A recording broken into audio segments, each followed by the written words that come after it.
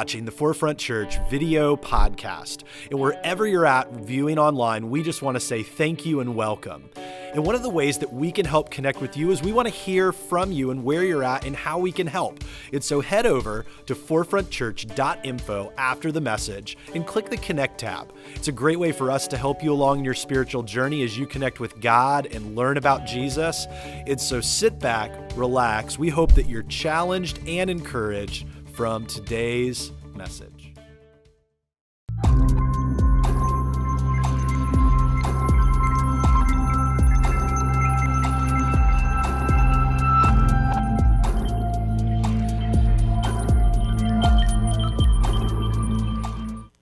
Have you ever had a time in your life where you felt completely powerless?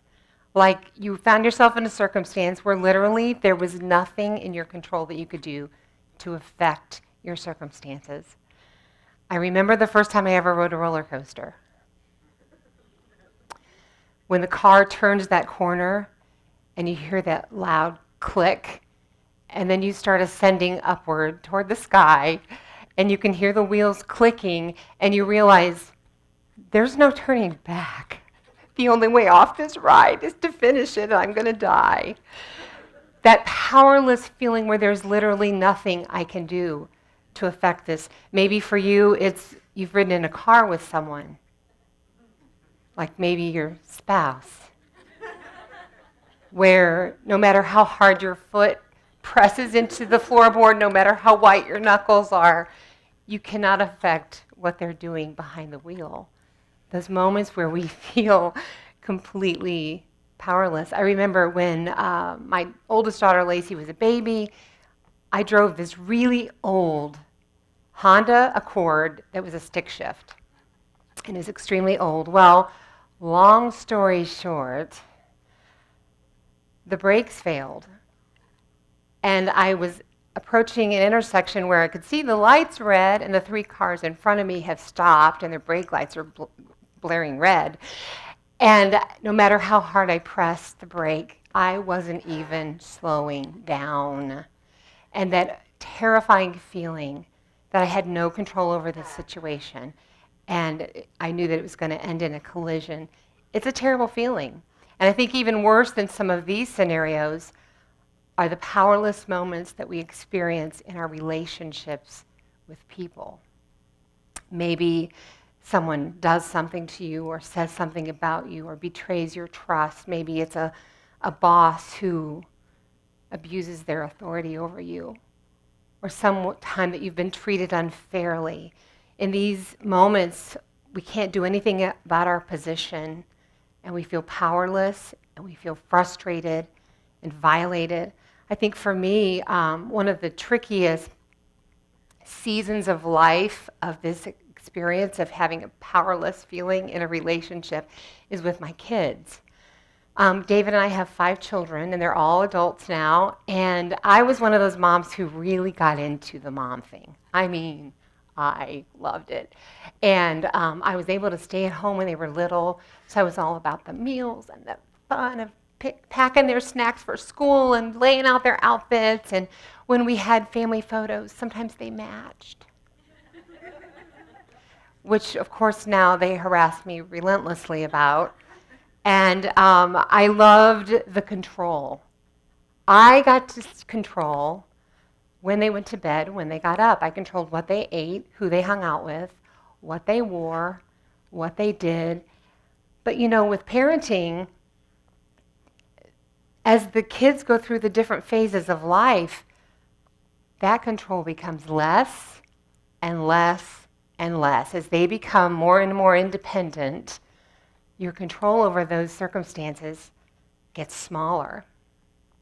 And for me, those tumultuous years of them becoming adolescents and then teenagers and then moving into adulthood, it was uncomfortable for me. There were moments of great tension as they were trying to break free of me and my telling them what to do. And those were very difficult moments came and what to do in those moments. If you're like me, I usually had one of two responses. I either got mad or I got really sad. And so maybe some of you today are in the mad department, where you're the yeller, maybe, the parent that is screaming at their kids or possibly throwing things, seeking a way to release the anger within us. But unfortunately, that's never a really great option. It rarely ends well, let's put it that way.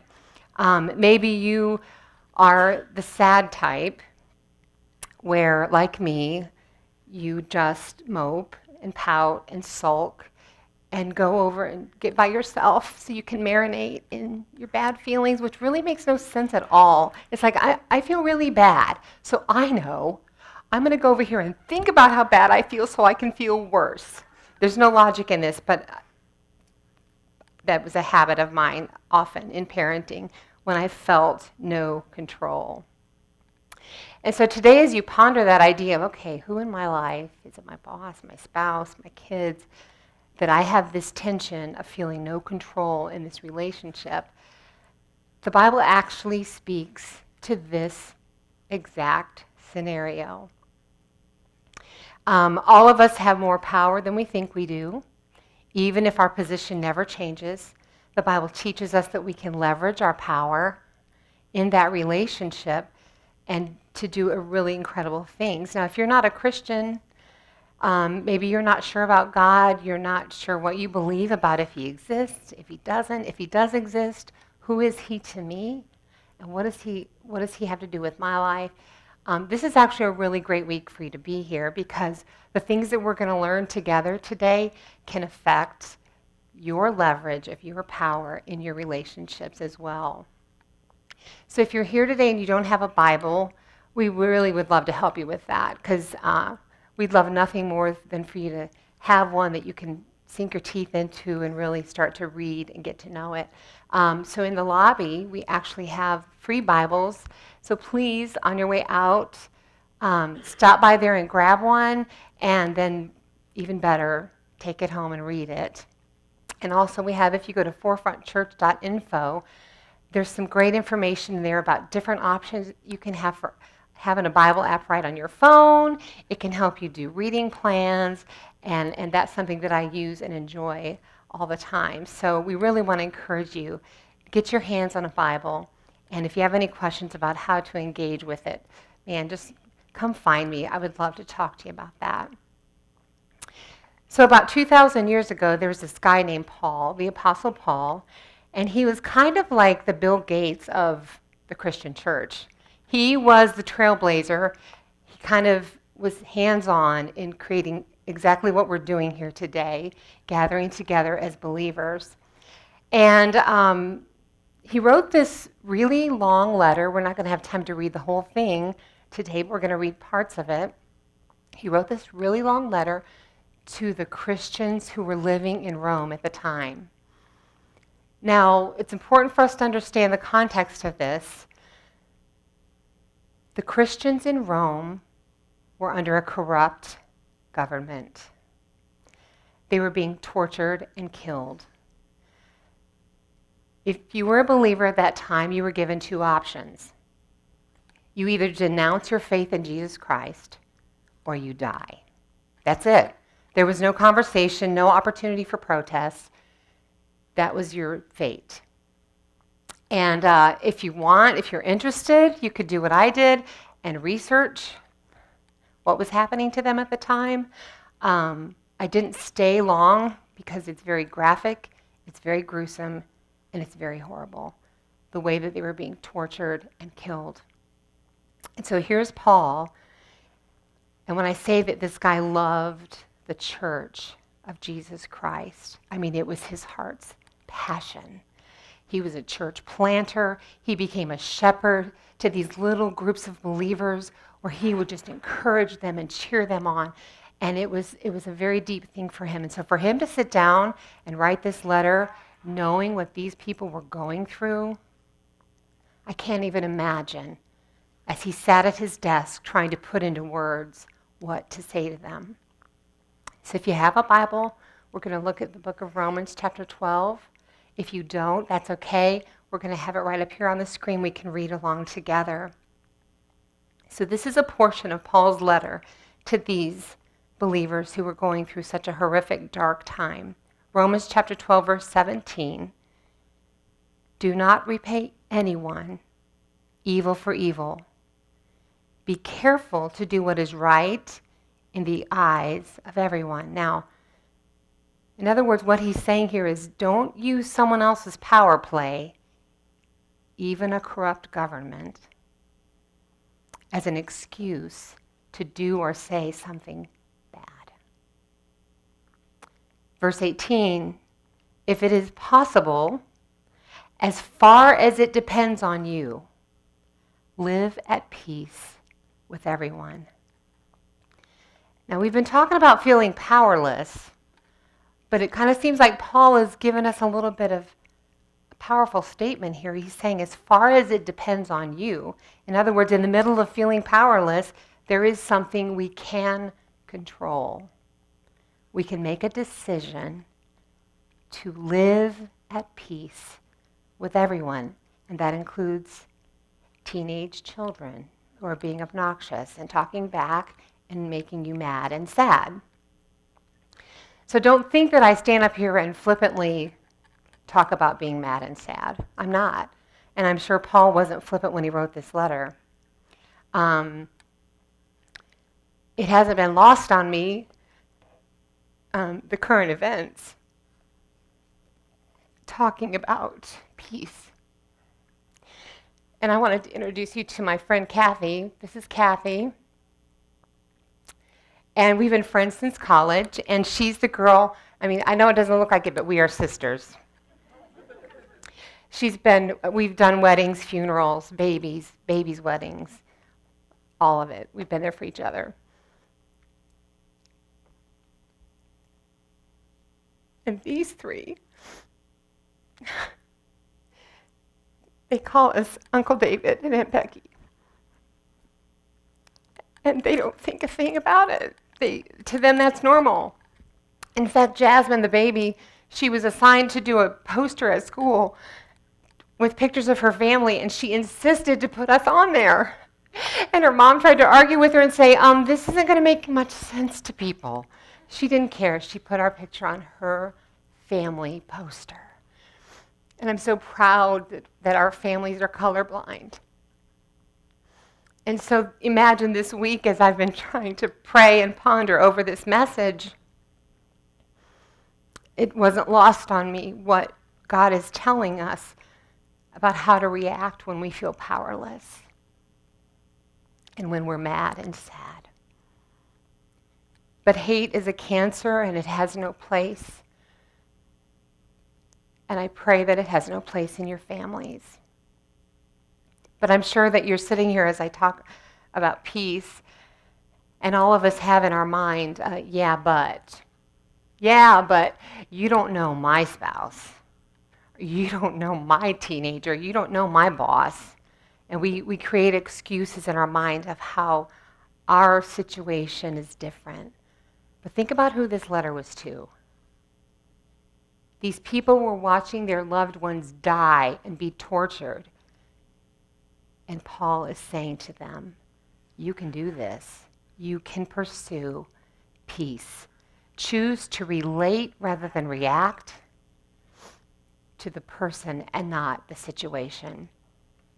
Recently, I heard an analogy, and I'm an extremely visual learner, so if you can give me a picture, I can run with that all day long. And someone told me, be a thermostat, not a thermometer. And it took me a second. I was kind of like, what does that mean?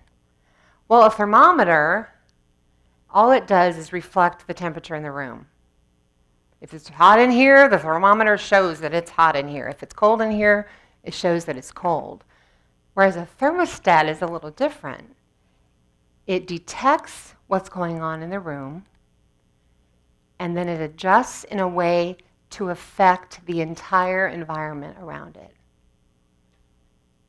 So think about that if we as parents of difficult teenagers who are creating tension in our lives, or difficult boss or spouse, that rather than being that thermometer, if you're going to be disrespectful, I'll be disrespectful. If you're going to be mean, I'm going to be mean. If you're going to be unfair, I'm going to be right back to you. Instead, being a thermostat where we adjust so that there's an evenness in the room, in our home, in our workplace. You know, this idea goes against our human nature, because as humans, we crave what's fair. And we have our eye on justice. And we're going to repay. What you did to me, I'm going to do to you. It's human nature to crave what is fair.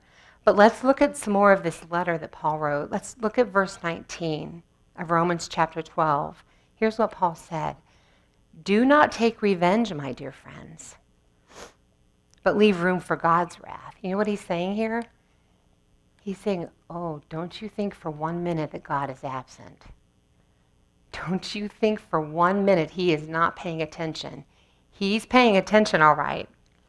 And then he goes on, for it is written, if your enemy is hungry, feed him. If he is thirsty, give him something to drink. Surprise them. Surprise the person who's treating you wrongly. If you're a parent here with a teen and your relationship is strained right now, why don't you sit down one day and write down the top 10 reasons why I adore you? Go on Groupon. Find out something cool that's going on in the area. Take them canoeing or create a really fun surprise outing for them. Diffuse the tension and the hatred that's building between you, because this is a control battle and they're not wanting to have your input. Instead of being that thermometer that just responds in rage, diffuse it with love. And Paul says, in doing this, you will heap burning coals on his head. Do not be overcome by evil, but overcome evil with good. I love that word, overcome. And did you know that if you look it up in the dictionary, it actually gives the word overpower? So if you're feeling powerless in your situation, Paul is saying you can overcome and overpower evil with good. I want to take a minute and just address parents here, if you don't mind, for just a second. Parents, we have tendencies in our life, because we're wearing so many hats, to compartmentalize things. And we imagine, in our wild imaginations, that we can contain toxic thoughts and attitudes within ourselves and it not affect our children. That we can somehow fake it or make them believe something that isn't true about our lives. And so we have toxic attitudes and thoughts, like negative thoughts, critical thoughts, being critical of everyone, judgmental, being fearful, being discontented all the time, and somehow imagine that it's not going to affect our kids. But we are in a position of influence. And all of us are influencing someone, even you kids in the room. There are people that you are influencing. And so by carrying around these things, even if they're hidden and secret, they are going to affect those around us. There's a book toward the end of the New Testament called James. It comes right after a big book called Hebrews. And James is an amazing book to read about personal introspecting and looking at our lives. And he wrote something about this very topic in James chapter 3. And I'm going to read verses 9 through 12. Listen to what James said. He kind of nails it. He said, with the tongue we praise our Lord and Father. That's exactly what we did just 10 minutes ago. We all stood up, we're singing praises to God. And with it, we curse human beings who have been made in God's likeness. Out of the same mouth come praise and cursing. My brothers and sisters, this should not be. Can both fresh water and salt water flow from the same spring? My brothers and sisters, can a fig tree bear olives or a grapevine bear figs? Neither can a salt spring produce fresh water. I want to present the potential for us as parents that if we're receiving from our kids negativity and bad attitudes and disrespect, that we get really introspective and research the depths of our heart and soul and our private life and our private thoughts of the negativity, criticisms. What are they hearing? Are they hearing us gossip? Are they hearing us trash talk the pastor, the teacher, the boss? Are they hearing these things and picking up on this? And could they be actually a reflection of us? I love to cook. Our family loves to eat. My kitchen is well worn. And just a couple days ago, I had chopped an onion on my beautiful wooden cutting board and scrubbed it with soap and a brush and put it back. And a little while later, my daughter came in. She pulled out the same cutting board and she cut a watermelon. It was a beautiful watermelon, juicy and ripe and amazing. And as I ate it, I thought, this tastes strangely savory. How is a watermelon savory? And I realized there was still onion flavor on that wooden cutting board, and it got into that watermelon. And wow, what a picture of my life. That I'm imagining I can marinate in all that yuck that I carry around and imagine that those who are around me aren't going to taste it. James is telling us here, you don't get to have it both ways. Even if you're 90% awesome and you're carrying around this little bit of bitter, he says it's going to affect the entire thing. So compartments are not a thing, parents. We don't get to have it tucked away over here hidden and our children not be affected by it. The definition of influence is the capacity to have an effect on the character, development, or behavior of someone or something. And so the tension between us and our teens as they're moving into adulthood, we have to wrap our head around the influence that we're having and whether or not we're being a thermometer toward that or a thermostat. We get to choose. We are not powerless. We do get to have control, and I think often what happens with those teen relationships is the breakdown comes because the parents now are offended, they're hurt, it's very disappointing when they don't want to hear your opinion anymore. And so we allow this great chasm, and instead of pressing toward them, we turn away because we're licking our own wounds and it's all about us and how we feel. And yet, what that teen needs more than anything as they're moving into adulthood and facing this very difficult world is for us to press in harder, to move in closer, to love better, and to see the big picture. This past week, a friend of mine sent me a text and of a quote, and I just had to share it with you today. I think we have it up here. It says, "Don't break a bird's wings and then tell it to fly.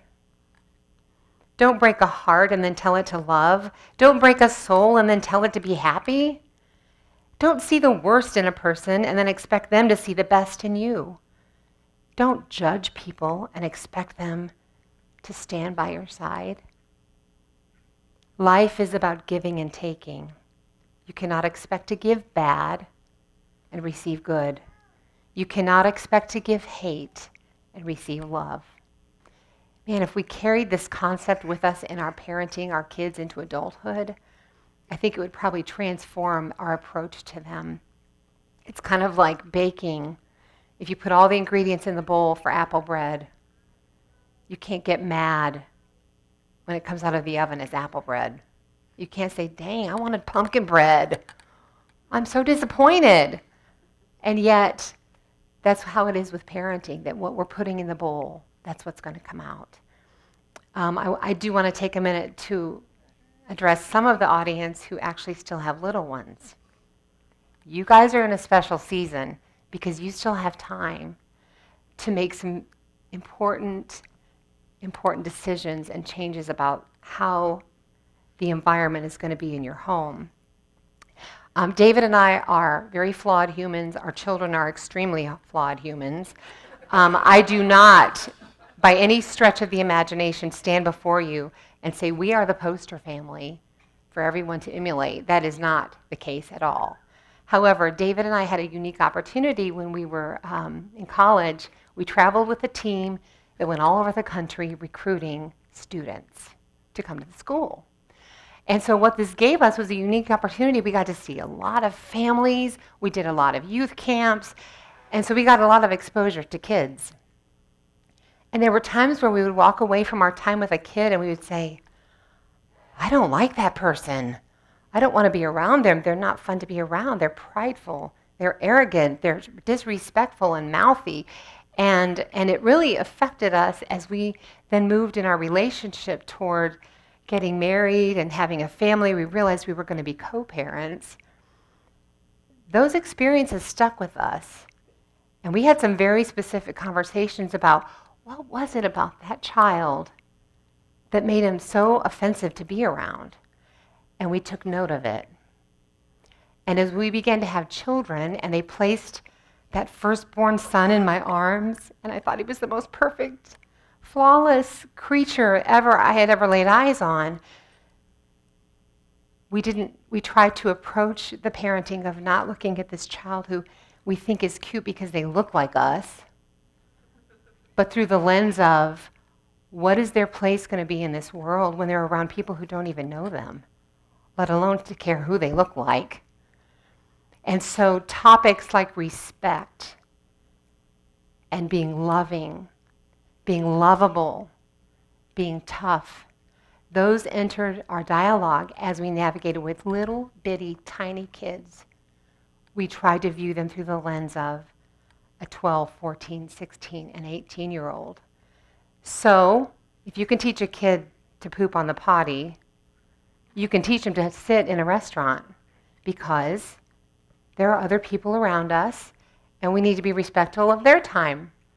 If you can teach them to brush their teeth, you can teach them to be respectful of items in someone's home, to answer correctly instead of saying yeah or huh, to teach them how to say respectful things. I remember when one of my kids was a tiny little 2 or 3-year-old, and I had corrected them. They had said something like huh or yeah, and I just very gently said, say yes, ma'am. And a friend of mine laughed at me and she scoffed at me. She thought that was the most ridiculous thing she had ever heard in her life. Why are you making a preschooler talk like an adult?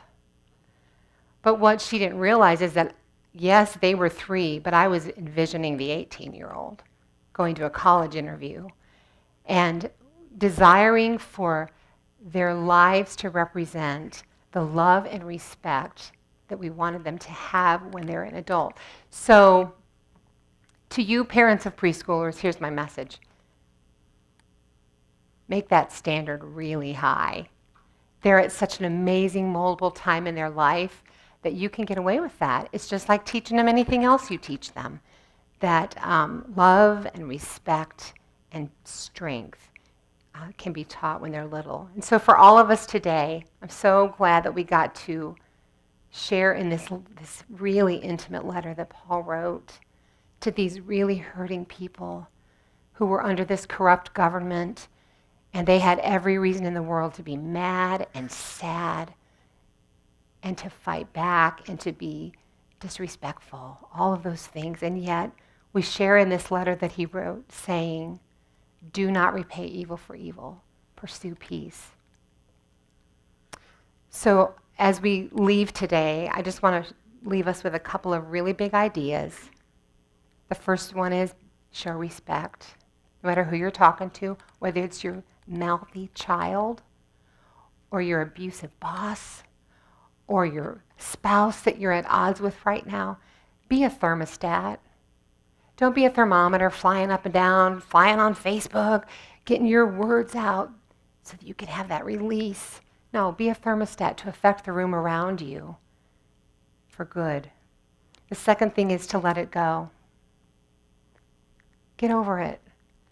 I wish I could give every parent in here a homework assignment and say, I want you to write down the top 5 things that you fought with your kids about this week. And then I want you to really study that list, and I want you to really analyze, is this really worth the amount of brain cells that I have wasted on agonizing and fuming over this list? Let it go.